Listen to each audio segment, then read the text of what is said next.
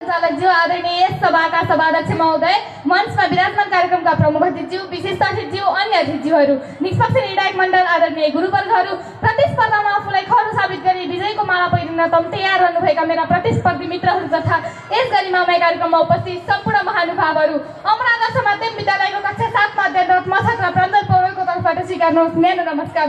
सर्वप्रथम एउटा अत्यन्तै महत्त्वपूर्ण विषयवस्तुमा कथा वाचन स्टोरी टेलिङ प्रतियोगिता आयोजना गरी मलाई पनि आफ्ना सिर्जनाहरू वाचन गर्ने सुलभ अवसर प्रदान गर्नुभएकोमा आयोजकप्रति हार्दिक आभार प्रकट गर्दै विलम्ब नगरी मेरो कथा सुनाउने अनुमति चाहन्छु। मेरो कथाको शीर्षक रहेको छ मेरो बाग्लुङ मेरो आँगन। कथा सुरु हुन्छ यसरी। हरफको खाडीमा रात ढल्दै थियो। दिनभर फलाम र घामसँग लडेर थाकेको शरीर अनि मुटुभरि मातृभूमिको माया साँचेर एउटा प्रदेशी कोठाको कुनामा थचक्क बसेको छ। हातको छालामा पसिनाको गन्ध, शरीरमा भोक प्यास थकान, तर मन भने आज बाग्लुङतिरै भौतारिरहेको छ, खैके खोजिरहेको छ। त्यतिकैमा मोबाइलको स्क्रिन बज्छ, माया नै माया छ मुटुभरि देशकै माया छ। अर्कोतर्फ बाग्लुङ बजार, बागको सालिक नजिकैको सानो चिया पसलको झ्याल आधा बन्द छ। काठको दराजमा टिक टिक बज्ने घडी झुन्डिएको छ। घडीको छेउमै टाँसिएको बाग्लुङ ढोरपटनमा चढ्दै गरेका घोडा भेडा अनि पृष्ठभूमिमा सुन्दर पाटनको तस्बिर। आधा सिरकले ढाक्दै सुमित्रा आफ्नो दिनभरको थकान बिसाउन बल्ने कालको साथी विवेकलाई फोन डायल गर्छिन्। हेलो विवेक, के छ? अहिलेसम्म पनि सुतेका छैन? उसले मुस्कुराउँदै भन्यो। यहाँ त दिन रातको केही फरक नै छैन सुमित्रा। के थकान के आराम। आज त आमा र तिम्रो यादले दिनभर झस्काइरह्यो। म त ठिकठाक छु नि, तर मन भने बस्न छैन।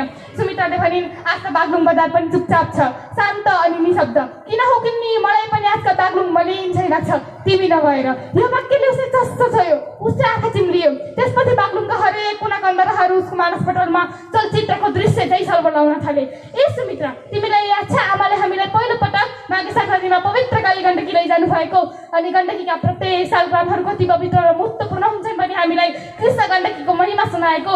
त्यही गण्डकीमाथि झुलिरहेको गण्डकी गोल्डन ब्रिज अनि पुडुलेको फेदीमा रहेको सालग्राम सङ्ग्रहालय देखाउँदै बाग्लुङ त झोलुङ्गे फुलको जिल्ला अनि सानो नेपालको किल्ला भन्ने किस्सा सुनाएको। साथी, त्यो नदीमा केवल पानी मात्र थिएन, त्यो त आमाको पाठशाला र हिन्दूहरूको धर्मशाला थियो। हाम्रो प्यारो जिल्ला कसरी बाग्लुङको हलियो होला, याद छ तिमीलाई? आमाले सुनाउनु भएको थियो नि।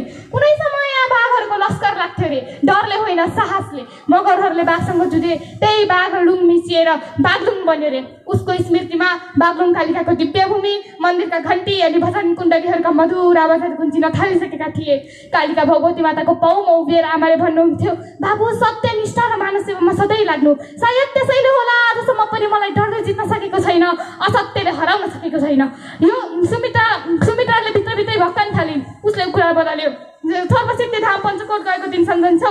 चैत दसैँ मेला सकेर छुट्ने बेला तिमी रुँदै घर गएको, जुन बेला मैले चैत दसैँ बेलैमा छर्छ आँसु छुट्ने बेलैमा गीत गाएको थिएँ। मलाई त कहिले पुगाउँथ्यो लाग्छ मेरो आँगन मेरो पञ्चकोट। सुन्दर भलेपा भैरवी स्थान अनि भकुण्डेको मुलाबारी, त्यहाँबाट हिमालका दन्तेलहार भ्याल्न अनि सुस्याइरहेको कालीगण्डकी माथि धौलागिरी हिमालको काखमा थपक्क बसेको बाग्लुङ बजार हेर्न।